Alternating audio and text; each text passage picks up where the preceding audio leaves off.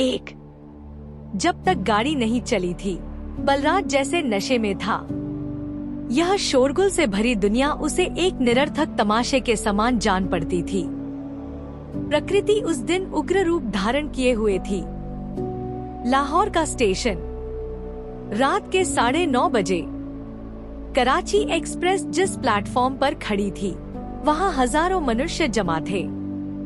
ये सब लोग बलराज और उसके साथियों के प्रति, जो जानबूझकर जेल जा रहे थे, अपना हार्दिक सम्मान प्रकट करने आए थे। प्लेटफॉर्म पर छाई हुई टीनों पर वर्षा की बौछारें पड़ रही थी।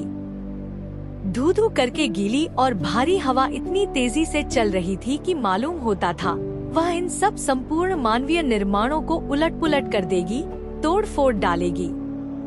प्रकृति के इस महान उत्पात के साथ साथ जोश में आए हुए उन हजारों छोटे छोटे निर्बल से देहधारियों का जोशीला कंठस्वर, जिन्हें मनुष्य कहा जाता है। बलराज राजनीतिक पुरुष नहीं है। मुल्क की बातों से या कांग्रेस से उसे कोई सरोकार नहीं। वह एक निठल्ला कलाकार है। माँ बाप के पास काफी पैसा है। बलराज पर कोई बोझ नहीं। यूनिवर्सिटी से एमए का इम्तिहान इसके साथ पास कर वह लाहौर में ही रहता है। लिखता पढ़ता है, कविता करता है, तस्वीरें बनाता है और बेफिक्री से घूम फिर लेता है। विद्यार्थियों में वह बहुत लोकप्रिय है। माँ बाप मुफस्सिल में रहते हैं और बलराज को उन्होंने सभी तरह की आजादी दे रखी है। ऐसा निठल्ला बलराज कभी कांग्रेस आंदोलन में सम्मिलित होकर जेल जाने की कोशिश करेगा, इसकी उम्मीद किसी को नहीं थी। किसी को मालूम नहीं कि कब और क्यों उसने यह अनहोनी बात करने का निश्चय कर लिया। लोगों को इतना ही मालूम है कि 12 बजे के करीब विदेशी कपड़े की किसी दुकान के सामने जाकर उसने 2-1 नारे लगाए, चिल्लाकर कहा कि विदेशी वस्त्र पहनना पाप है, और 2-1 भले मानसों से प्रार्थना की कि वे विलायती माल न खरीदे। नतीजा यह हुआ कि वह गिरफ्तार कर लिया गया। उसी वक्त उसका मामला अदालत में पेश हुआ और उसे 6 महीने की सादी सजा सुना दी गई। बलराज के मित्रों को यह समाचार तब मालूम हुआ जब एक बंद लारी में बैठाकर उसे मिंटगमरी जेल में भेजने के लिए स्टेशन की ओर रवाना कर दिया गया था।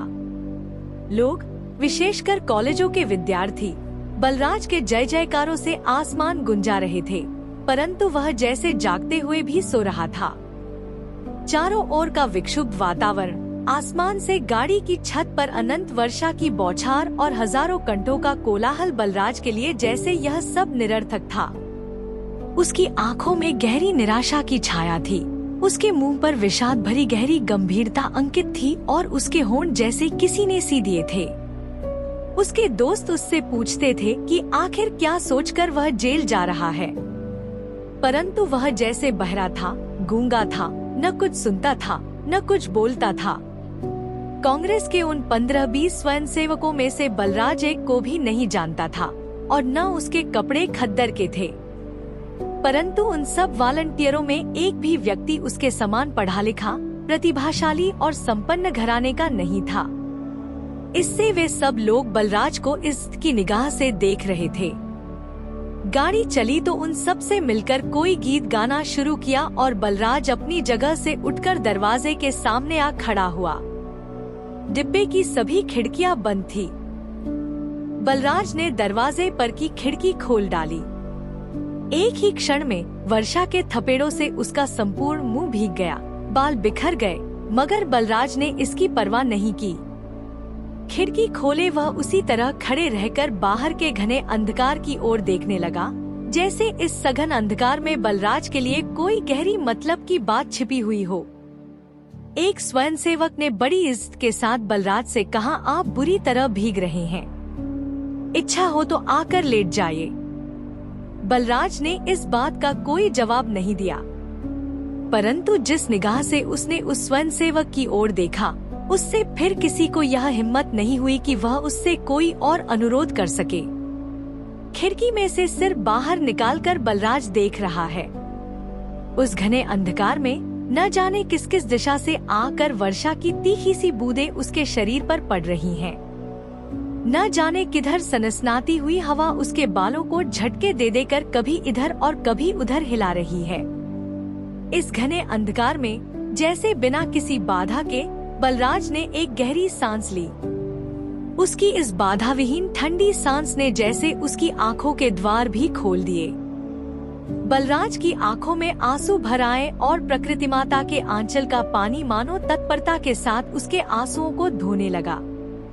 इसके बाद बलराज को कुछ जान नहीं पड़ा कि किसने, कब और किस तरह धीरे से उसे एक सीट पर लिटा दिया। किसी तरह की आपत्ति किए बिना वह लेट गया और उसी क्षण उसने आंखें मूंद ली। 4 साल पहले की बात। पहाड़ पर आए बलराज को अधिक दिन नहीं हुए। वह अकेला ही यहाँ चला आया था। अपने होटल का भोजन कर, रात की पोशाक पहन वह अभी लेटा ही था कि उसे दरवाजे पर थपथपाहट की आवाज सुनाई दी। बलराज चौंक कर उठा और उसने दरवाजा खोल दिया। उसका ख्याल था कि शायद होटल का मैनेजर किसी जरूरी काम से आया होगा अथवा कोई डाकवाक होगी, मगर नहीं। दरवाजे पर एक महिला खड़ी थी, बलराज की रिश्ते की बहन। वह यहाँ मौजूद है, यह तो बलराज को मालूम था, परंतु उसे बलराज का पता कैसे ज्ञात हो गया, इस संबंध में वह अभी कुछ भी सोच नहीं पाया था कि उसकी निगाह एक और लड़की पर पड़ी जो उसकी बहन के साथ थी। बलराज खुली तबीयत का युवक नहीं है, फिर भी उस लड़की के चेहरे पर उसे एक ऐसी मुस्कान सी दिखाई दी जो मानो पारदर्शक थी। मुस्कुराहट की ओट में जो हृदय था, उसकी झलक साफ साफ देखी जा सकती थी। बलराज ने अनुभव किया जैसे इस लड़की को देखकर चित्त आह्लाद से भर गया है। उसी वर्त आग्रह के साथ वह उन दोनों को अंदर ले गया। कुशलक्षेम की प्रारंभिक बातों के बाद बलराज की बहन ने उस बालिका का परिचय दिया। यह कुमारी उषा है, अभी 10वीं क्लास में पढ़ रही है। बलराज की बहन करीब 1 घंटे तक वहाँ रही। सभी तरह की बातें उसने बलराज से की, परंतु उषा ने इस संपूर्ण बातचीत में जरा भी हिस्सा नहीं लिया। अपनी आंखें नीची करके और अपने मुंह को कोहनी पर टेककर वह लगातार मुस्कुराती रही, हंसती रही और मानो फूल बिखेरती रही। तीसरे दर्जे की लकड़ी की सीट पर लेटे लेटे बलराज अर्धचेतना में देख रहा है। 4 साल पहले के एक स्वच्छ दिन की दोपहरिया। होटल में सन्नाटा है। कमरे में 3 जने हैं। बलराज है, उसकी बहन है और 10वीं जमात में पढ़ने वाली 15 बरस की उषा है। बलराज अपने पलंग पर एक चादर ओढ़े बैठा है। उसकी बहन बातें कर रही है और उषा मुस्कुरा रही है और लगातार मुस्कुराए जा रही है। 3 कुछ ही दिन बाद की बात है। उषा की माँ ने बलराज और उसकी बहन को अपने यहाँ चाय के लिए निमंत्रित किया। बलराज ने तब उषा को अधिक नजदीक से देखा। उसकी बहन उसे उषा के कमरे में ले गई। तीसरी मंजिल के बीचों बीच साफ सुथरा छोटा सा एक कमरा था। एक तरफ सितार, वायलिन आदि कुछ वाद्य यंत्र रखे हुए थे। दूसरी ओर एक तिपाई पर कुछ किताबें अस्तव्यस्त दशा में पड़ी थी। इस तिपाई के पास एक कुर्सी रखी थी। बलराज को इस कुर्सी पर बैठाकर उसकी बहन और उषा पलंग पर बैठ गई। चाय में अभी देर थी और उषा की अम्मा रसोई घर में थी। इधर बलराज की बहन ने पढ़ाई लिखाई के संबंध में उषा से अनेक तरह के सवाल करने शुरू किए।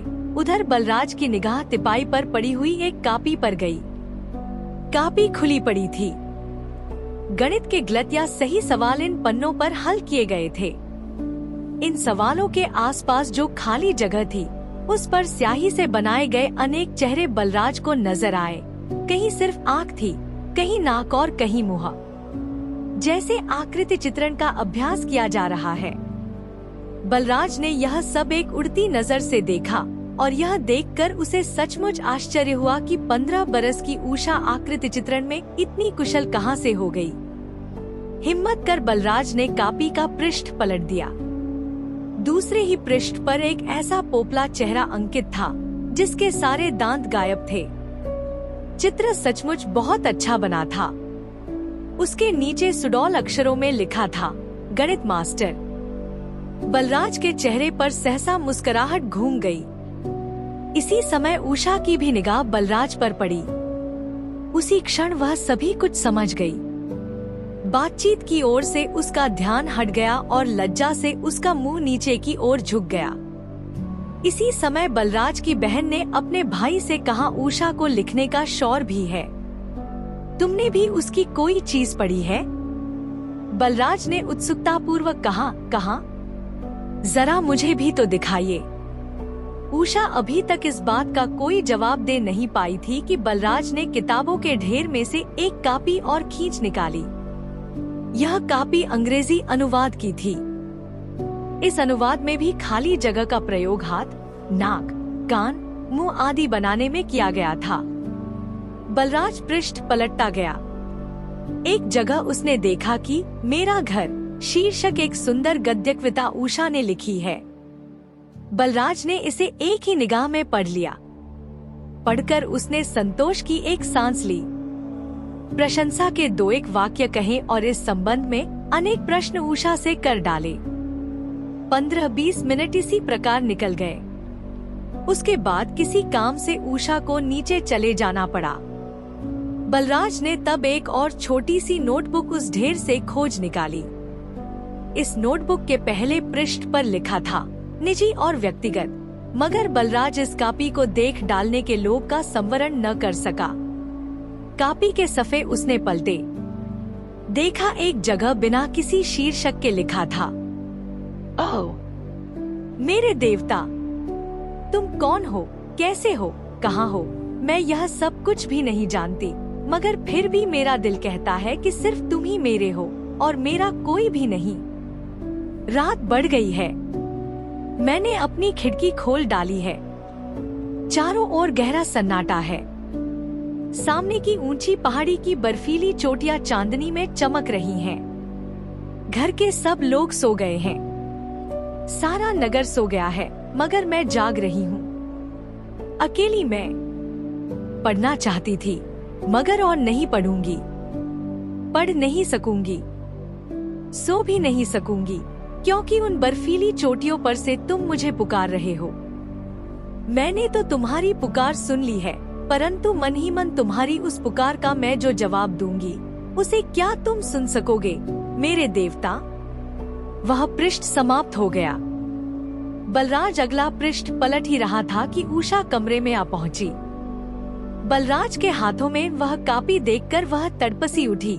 सहसा बलराज के बहुत निकट आकर और अपना हाथ बढ़ाकर उसने कहा, माफ कीजिए, यह कापी मैं किसी को नहीं दिखाती, यह मुझे दे दीजिए। बलराज पर मानो घड़ों पानी पड़ गया और स्तब्ध सी दशा में उसने वह कापी उषा के हाथों में पकड़ा दी। अपनी उद्विग्नता पर मानो उषा अब लज्जित सी हो उठी। उसने वह कापी बलराज की ओर बढ़ाकर जरा नरमी से कहा, अच्छा आप देख लीजिए, पढ़ लीजिए, मैं आपको नहीं रोकूंगी। और यह कहकर वह नोटबुक उसने बलराज के सामने रख दी, मगर बलराज अब उस कापी को हाथ लगाने की भी हिम्मत नहीं कर सका। उसके बाद बलराज ही के अनुरोध पर उषा ने गाकर भी सुना दिया। अनेक चुटकुले सुनाए। वह जी खोलकर हंसती भी रही, मगर 15 बरस की इस छोटी सी बालिका के प्रति ऊपर की घटना से बलराज के हृदय में सम्मानपूर्ण दशहत का जो भाव पैदा हो गया था, वह हट न सका। वर्षा की बौछार के कुछ छींटे सोए हुए बलराज के नंगे पैरों पर पड़े। शायद उसे कुछ सर्दी सी प्रतीत हुई। वह देखने लगा, सबसे ऊंची मंजिल पर ठीक बीचों बीच एक कमरा है। कमरे के मध्य में एक खिड़की है। इस खिड़की में से बलराज सामने की ओर देख रहा है। चांदनी रात है।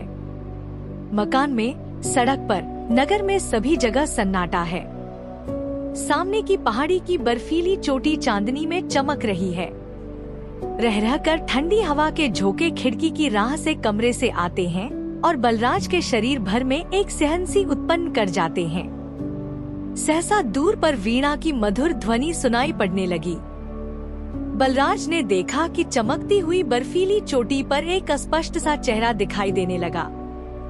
यह चेहरा तो उसका देखा भाला हुआ है। बलराज ने पहचाना, ओह, यह तो उषा है। आज की नहीं, आज से 4 साल पहले की। वीणा की ध्वनि क्रमश और भी अधिक करुण हो उठी। वह मानो पुकार पुकार कर कहने लगी, ओ मेरे देवता, ओ मेरे देवता। 4 दूसरे ही दिन बलराज की बहन ने उसे सिनेमा देखने के लिए निमंत्रित किया। उषा भी साथ ही थी। भयानक रस का चित्र था, बोरिस कार्लोफ का फ्रैंकनस्टाइन। बलराज मध्य में बैठा, उसकी बहन एक और उषा दूसरी ओर। खेल शुरू होने में अभी कुछ देर थी। बातचीत में बलराज को ज्ञात हुआ कि उषा ने अभी तक अधिक फिल्में नहीं देखी हैं और न उसे सिनेमा देखने का कोई विशेष चाव ही है। खेल शुरू हुआ, सचमुच डराने वाला। श्मशान से मुर्दा खोदकर लाया जाना, प्रयोगशाला में सूखे शव की मौजूदगी, अकस्मात मुर्दे का जी उठना, यह सभी कुछ डराने वाला था। बालिका उषा का किशोर हृदय धक धक करने लगा और क्रमश वह अधिकाधिक बलराज के निकट होती चली गई। आखिरकार एक जगह वह भय से सिहर सी उठी और बहुत अधिक विचलित होकर उसने बलराज का हाथ पकड़ लिया। फ्रैंकनस्टाइन ने बड़ी निर्दयता से एक अबोध बालिका का खून कर दिया था। उषा के कांपते हुए हाथ के स्पर्श से बलराज को ऐसा अनुभव हुआ जैसे उसके शरीर भर में प्राणदायिनी बिजली सी घूम गई हो। उसने बालिका के हाथ को बड़ी नरमी के साथ थोड़ा सा दबाया। उषा ने उसी क्षण अपना हाथ वापस खींच लिया। खेल समाप्त हुआ। बलराज ने जैसे इस खेल में बहुत कुछ पा लिया हो, परंतु प्रकाश में आकर जब उसने उषा का मुंह देखा तो उसे साफ दिखाई दिया कि बालिका के चेहरे पर हल्की सी सफेदी आ जाने के अतिरिक्त और कोई भी अंतर नहीं आया। उसकी आँख उतनी ही पवित्र और अबोध थी जितना खेल शुरू होने से पहले। उत्सुकता को छोड़कर और किसी का भाव उसके चेहरे पर लेश मात्र भी चिन्ह नहीं था। बलराज ने यह देखा और देखकर जैसे वह कुछ लज्जित सा हो गया। गाड़ी एक स्टेशन पर आकर खड़ी हो गई। बलराज कुछ उनींदा सा हो गया। उसकी आंखें जरा खुली हुई थी। सामने की सीट पर एक दढ़ियल सिपाही अजीब ढंग से मुंह बनाकर उबासियां ले रहा था। बलराज को ऐसा प्रतीत हुआ जैसे फ्रैंकनस्टाइन का भूत सामने से चला आ रहा है। लैंप के निकट से एक छोटी सी तितली उड़ी और बलराज के हाथ को छूती हुई नीचे गिर पड़ी। बलराज को अनुभव हुआ मानो उषा ने उसका हाथ पकड़ा है। बहुत दूर से इंजन की सीटी सुनाई दी। बलराज को ऐसा जान पड़ा जैसे उषा चीख उठी हो। उसके शरीर भर में एक कंपन सा दौड़ गया। मुमकिन था कि बलराज की नींद उचट जाती, परंतु इसी समय गाड़ी चलने लगी और उसके हल्के हल्के झूलों ने उसके उनीदेपन को दूर कर दिया। 5 शर्मीली तबीयत का होते हुए भी बलराज काफी सामाजिक है। अपरिचित या अल्पपरिचित लोगों से मिलना जुलना और उन पर अच्छा प्रभाव डाल सकना उसे आता है, परंतु न जाने क्या कारण है कि उषा के सामने आकर वही बलराज कुछ भीगी बिल्ली सा बन जाता है। उषा अब लाहौर के ही एक कॉलेज में एमए में पढ़ रही है। अब वह सुसंस्कृत, सभ्य और सामाजिक नवयुवती बन गई है। बलराज अब किसी कॉलेज में नहीं पढ़ता, फिर भी स्थानीय कॉलेजों के विद्यार्थियों में अत्यधिक लोकप्रिय है और विद्यार्थियों का नेता है। सभा सोसाइटियों में खूब हिस्सा लेता है, बहुत अच्छा भाषण दे सकता है। वह कवि है, लेखक है, चित्रकार है और उषा भी जानती है कि वह सभी कुछ है। इसी कारण वह बलराज को विशेष इज्जत की निगाह से देखती है। परंतु बलराज जब उषा के सामने पहुंचता है तब वह बड़ी निराशा के साथ अनुभव करता है कि उसकी वह संपूर्ण प्रतिभा, ख्याति और वाक्शक्ति न जाने कहां जाकर छिप गई है। सूरज डूब चुका था और बलराज लॉरेंस बाग की सैर कर रहा था। अंधेरा बढ़ने लगा और सड़कों की बत्तियां एक साथ जगमगा उठीं। बाग में एक कृत्रिम पहाड़ी है। इस पहाड़ी के पीछे की सड़क पर अधिक आवागम नहीं रहता। बलराज आज कुछ उदास और दुखी था। वह धीरे धीरे इसी सड़क पर बढ़ा चला जा रहा था। इसी समय उसके नजदीक से एक तांगा गुजरा। बलराज ने उड़ती निगाह से देखा टांगे पर 2 युवतियां सवार हैं। अगले ही क्षण एक लड़की ने प्रणाम किया। बलराज के शरीर भर में आह्लाद की लहर सी घूम गई। ओह, यह तो उषा है। बलराज ने उषा के प्रणाम का कुछ इस तरह जवाब दिया जिससे उसने समझ लिया कि जैसे वह उसे ठहरने का इशारा कर रहा है। तांगा कुछ दूर निकल गया था। उषा ने तांगा ठहरवा लिया और स्वयं उतरकर बलराज के निकट चली आई। आते ही बड़े सहज भाव से उसने पूछा, कहिए क्या बात है। बलराज को कुछ भी नहीं सूझा। उसने तांगा ठहरने का इशारा बिल्कुल नहीं किया था, परंतु यह बात वह इस वक्त किस तरह कह सकता था। नतीजा यह हुआ कि बलराज उषा के चेहरे की ओर ताकता ही रह गया। उषा कुछ हतप्रभ सी हो गई। फिर भी बात चलाने की गरज से उसने कहा, आपकी सराय पर शीर्षक कविता मैंने कल ही पढ़ी थी। आपने कमाल कर दिया है। बलराज ने यूं ही पूछ लिया, आपको वह पसंद आई? खूब। इसके बाद बलराज फिर चुप हो गया। शायद उसके हृदय में अनेक भावों की आंधी सी उठ खड़ी हुई कि कुछ भी व्यक्त कर सकना उसके लिए आसान नहीं था। जिस तरह तंग गले की बोतल ऊपर तक भर दी जाने के बाद अपनी आंतरिक प्रचुरता के कारण ही उल्टा देने पर भी खाली नहीं हो पाती, उसी तरह बलराज के हार्दिक भावों की घनता ही उसे मूक बनाए हुए थी। उषा प्रणाम करके लौटने ही लगी कि बहुत धीरे से बलराज ने पुकारा, उषा। उषा घूमकर खड़ी हो गई। मुंह से उसने कुछ भी नहीं कहा, परंतु उसकी आंखों में एक बड़ा सा प्रश्नवाचक चिन्ह साफ तौर से पढ़ा जा सकता था। बलराज ने बड़ी शिथिल आवाज में कहा, आपको देखकर न जाने मुझे क्या हो जाता है। उषा यह सुनने के लिए तैयार नहीं थी। फिर भी वह चुपचाप खड़ी रही। क्षण भर रुककर बलराज ने कहा, आप सोचती होंगी यह अजब बेहुदा आदमी है, न हंसना जानता है न बोलना जानता है, मगर सच मानिए। बीच ही में बाधा देकर उषा ने कहा, मैं आपके बारे में कभी कुछ नहीं सोचती, मगर आपको यह होता क्या जा रहा है। बलराज के चेहरे पर हवाएं सी उड़ने लगी। उसे उषा के स्वर में कुछ कठोरता सी प्रतीत हुई, तो भी बड़े साहस के साथ उसने कहा, मैं अपने आंतरिक भाव व्यक्त नहीं कर सकता। उषा ने चाहा कि वह इस गंभीरतम बात को हंसकर उड़ा दे, मगर कोशिश करने पर भी वह हंस नहीं सकी। वह कुछ भयभीत सी हो गई। उसने कहा, मैं जाती हूँ, और वह घूमकर चल दी। बलराज एक कदम आगे बढ़ा। उसके जी में आया कि वह लपककर उषा का हाथ पकड़ ले, परंतु वह ऐसा न कर सका। एक कदम आगे बढ़कर वह पीछे की ओर घूम गया। उसी वक्त तांगे पर से एक नारी कंठ सुनाई दिया, उषा, उषा। छह, अभी परसों की ही बात है।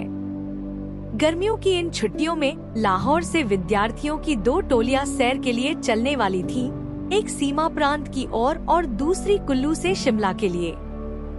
इस दूसरी टोली का संगठन बलराज ने किया था और वही इस टोली का मुखिया भी था। उषा के दिल में अभी तक बलराज के लिए आदर और सहानुभूति के भाव थे। बलराज के मानसिक अस्वास्थ्य को देखकर उसे सचमुच दुख होता था। वह अपने स्वाभाविक सहज व्यवहार द्वारा बलराज के इस मानसिक अस्वास्थ्य की चिकित्सा कर डालना चाहती थी, और संभवत यही कारण था कि वह उसके साथ अन्य 2-3 लड़कियों समेत कुल्लू यात्रा पर जाने को भी तैयार हो गई थी। परंतु अभी परसों की ही बात है। शाम के समय बलराज ने अपनी पार्टी के सभी सदस्यों को चाय पर निमंत्रित किया। 1-2 घंटे के लिए बलराज के यहाँ अच्छी चहल पहल रही। हंसी मजाक हुआ, गाना बजाना हुआ और पर्वत यात्रा के विस्तृत प्रोग्राम पर भी विचार होता रहा। चाय के बाद जब सभी लोग चले गए, बलराज उषा को उसके निवास स्थान तक पहुँचाने के लिए साथ चल दिया। उषा ने इस बात पर कोई आपत्ति नहीं की। माल रोड पर पहुंचकर बलराज ने प्रस्ताव किया कि तांगा छोड़ दिया जाए और पैदल ही लॉरेंस बाग का चक्कर लगाकर घर जाया जाए। उषा ने यह प्रस्ताव भी बिना किसी बाधा के स्वीकार कर लिया। दोनों जने तांगे से उतरकर पैदल चलने लगे। उषा ने अनेक बार यह प्रयत्न किया कि कोई बात शुरू की जाए, बलराज भी आज अपेक्षाकृत कम उद्विग्न प्रतीत हो रहा था। फिर भी कोई भी बात मानो चली नहीं, पनप ही नहीं पाई।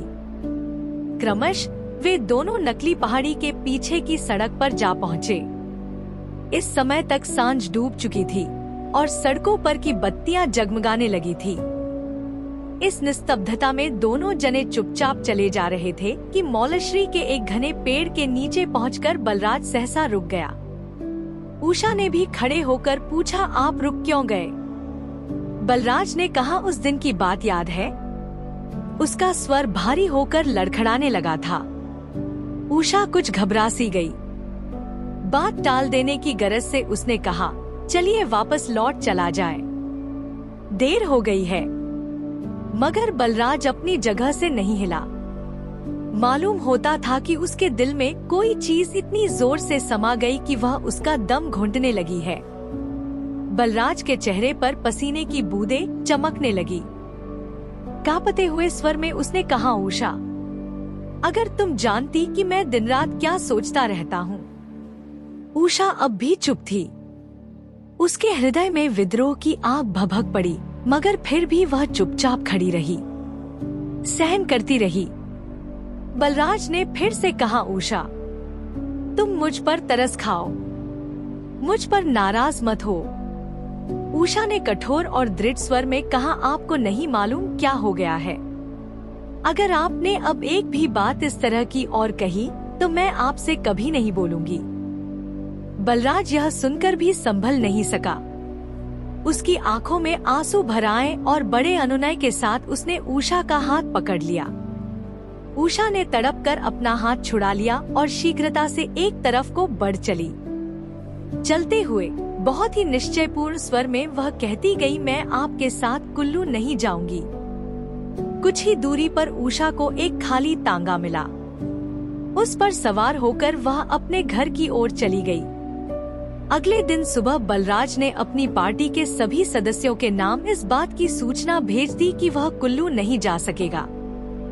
किसी को मालूम भी नहीं हो पाया कि माजरा क्या है और संपूर्ण पार्टी बर्खास्त हो गई। सीमा प्रांत की ओर जाने वाली पार्टी सुबह की गाड़ी से ही पेशावर के लिए रवाना हुई है।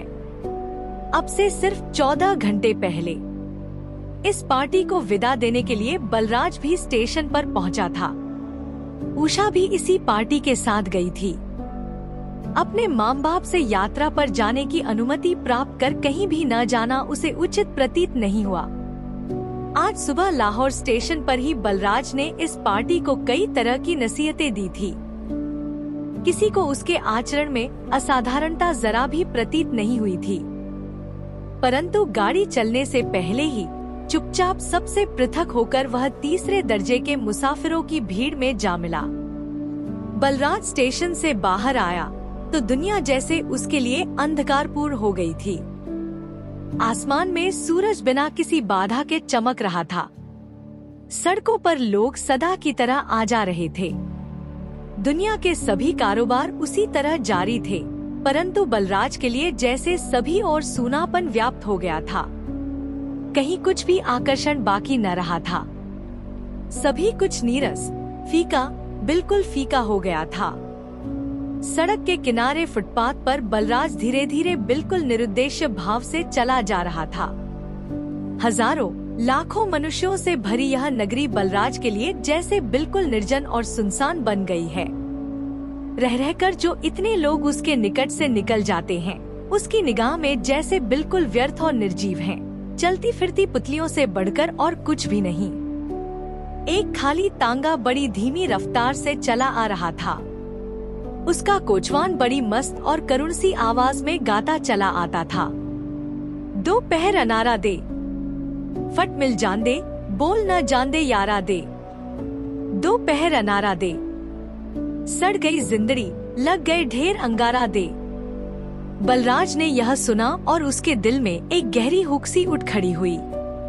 निष्प्रयोजन वह धीरे धीरे आगे बढ़ता चला गया। अंत में अनायास ही उसने अपने को विदेशी कपड़ों की एक दुकान के सामने पाया। गाड़ी उड़ी चली जा रही है और बलराज सपना देख रहा है। दुनिया के किसी एक कोने में मौलश्री का एक बहुत बड़ा पेड़ है। अकेला, बिल्कुल अकेला। चारों ओर सघन अंधकार है। सिर्फ इसी वृक्ष के ऊपर नीचे आसपास उजाला है।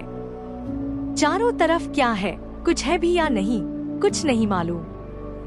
ठंडी सनसनाती हुई हवा चल रही है। पेड़ के पत्ते ऊंची आवाज में इस तरह साय साय कर रहे हैं जैसे रेलगाड़ी भागी जा रही हो। इस पेड़ के नीचे सिर्फ दो ही व्यक्ति हैं, उषा और बलराज। उषा बलराज से बहुत दूर हटकर बैठना चाहती है, परंतु बलराज उसका पीछा करता है। वह जिधर जाती है धीरे धीरे उसी की ओर बढ़ने लगता है। उषा कहती है, मेरे निकट मत आओ, परंतु बलराज नहीं सुनता। वह बढ़ता चला जाता है और अंत में लपककर उषा को पकड़ लेता है। उषा उससे बहुत नाराज हो गई। वह कहती है, मैं तुम्हें अकेला छोड़ जाऊंगी, सदा के लिए, अनंत काल के लिए, फिर कभी तुम्हारे पास न आऊंगी। बलराज उससे माफी मांगता है, गिड़गिड़ाता है, परंतु वह नहीं सुनती। चल देती है एक तरफ को। गहरे अंधकार में बलराज चिल्ला रहा है और उषा उसकी पुकार सुने बिना अंधकार में विलीन होती जा रही है। गाड़ी की रफ्तार बहुत धीमी हो गई है। उनींदी सी दशा में बलराज बड़े ही कातर स्वर से धीरे से पुकार उठा, उषा, उषा, तुम लौट आओ, उषा। इसी वक्त एक सिपाही ने चिल्लाकर कहा, उठो, मिंटगुमरी का स्टेशन आ गया। बलराज चौंक कर उठ बैठा। उसने देखा रात के 2 बजे हैं और उसके हाथों में हथकड़ियां पड़ी हुई हैं। इनकलाब जिंदाबाद और महात्मा गांधी की जय के नारों से मिंटगुमरी के रेलवे स्टेशन का प्लेटफॉर्म रात के गहरे सन्नाटे में भी सहसा गूंज उठा। स्रोत पुस्तक 21 कहानियाँ, पृष्ठ 196, संपादक राय कृष्ण दास, वाचस्पति पाठक, रचनाकार चंद्रगुप्त विद्यालंकार, प्रकाशन भारती भंडार, इलाहाबाद, संस्करण 1961।